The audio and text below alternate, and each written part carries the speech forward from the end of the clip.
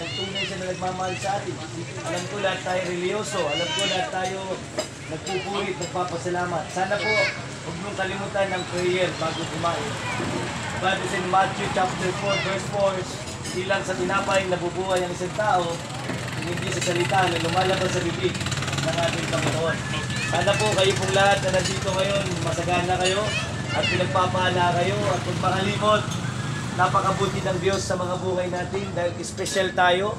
Ginawa tayong tao, pinapakain, nakakalanghap ng hangin at masaya na tayo umibig sa ating mga kamag-anak, kakilala. At lagi mong tatandaan bago ka umibig, mas unang umibig ang Panginoon. 1 John 4:19, we love because He first loved us. Kaya don't wait for tomorrow.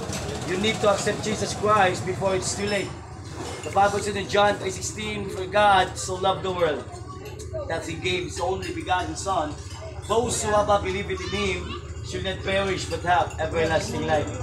Nagtuo ko mga kaigsuonon dito sa baybay na ang pulong sa Ginoo tamis kayo.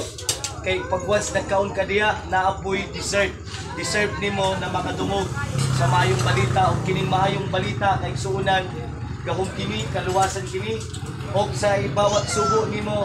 I hope mabusog po ang imong spiritual nga bahin. Kay naman tayo physical. Ang physical gakaon siya, ang spiritual po nanginta po siya. O pagkaon, ang pagkaon sa spiritual ay bread of life. What is bread of life? The words of God. So kining words of God mo kini ang imong kinahanglanon. Mga kaigsunan, God bless po sa inyong tanan. Ug ang tanan na diri karon, I pray na masagana ang business mo, masagana ang buhay mo, mapayapa ka sa araw-araw at lagi mong tatandaan ang Panginoong Jesus ay nakatira na sa iyong puso. At tanong ko lang ngayon, tinatanggap mo ba si Lloyd, ma'am? Do you believe Jesus is Lord? Ay sir, do you believe Jesus is Lord, ma'am? Dito banda, naniniwala ba tayo kay Jesus? Amen. Dito banda po. Amen. Yan. Mas maganda po yung meron tayong tinatawag na agree. Kaya dyan maunawaan ng isang tao na siya ay tunay na Kristiyano. Lagi mong tatandaan, Juanis, Trinitarian, Pentecostal, Charismatic, Evangelical, Christ-like, CCM, J-Club, Jehovah Witness, Methodist, Baptist, Presbyterian. Kahit ano pang pangalan ng ating simbahan tinayo ng tao, ang tunay na simbahan matatagpuan mo kay Jesucristo. The head of the church is Jesus Christ. Amen? Amen. Amen. Lord, thank you so much for this night. I declare blessing, long life sa inyong tanan.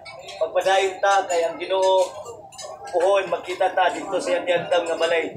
Kaya kinabuhi nato mga kaisuno na kalibutan na lumalabay lamang. Una, put God first every day. Pasalamatan mo sa Jesus, lagi kang manalangin. In Jesus' name, tanan, may dawat kang Kristo. Amen? Amen. Amen. I love you po. Love ka ni Lord. Hallelujah.